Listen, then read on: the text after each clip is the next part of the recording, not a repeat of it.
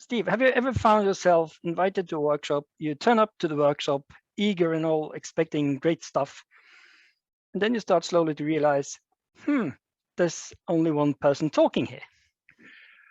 It would be unkind of me to say yes, Venari, but it would be a lie for me to say no.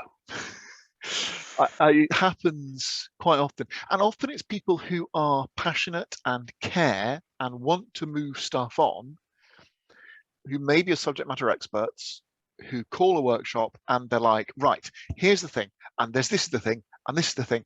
And then all of a sudden it's 2 hours later in a call online and there's no break and there's been mostly one person talking. And I can't even focus after the first 15 minutes.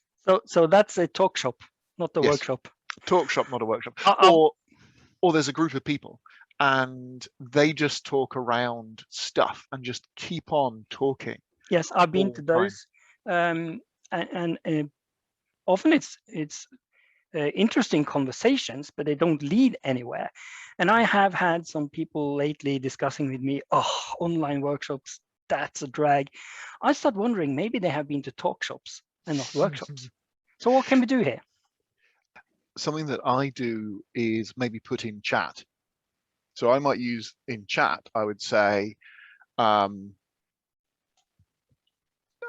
can't think of an example of how I'd use it, but quite often I'd put a comment in chat and I might try and summarize the discussion that's been happening. But that comes naturally to you. Yeah, I use summarizing a lot in my facilitation.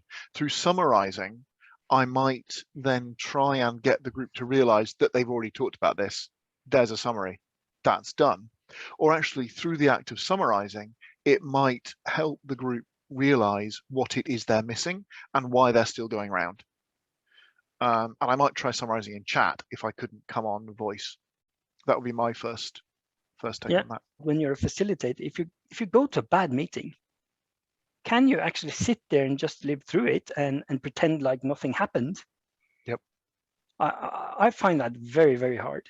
So one thing that we've been doing sometimes, and it might not be a workshop, but kind of a meeting, is when you start to realize that this is a talk shop and the person who has invited us is just rambling on. Yep.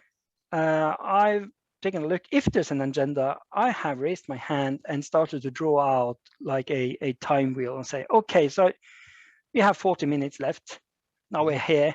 This is the end time. What do we need to get out from this meeting? And then just structure it into 3 or 4 parts. And generally people seem to be, oh, that was good. I like that. That helped. And that is very simple bit of facilitation. You can do that very respectfully. But I wouldn't probably not do it if it was the university director. But I do wonder how different it would be if every meeting that we went to, we said, well, what's the agenda? What are the outcomes? Who's going to be there? And ask that little question, how can I contribute best to that session before I attend it, regardless of whether you're a facilitator or not? I think you're spot on.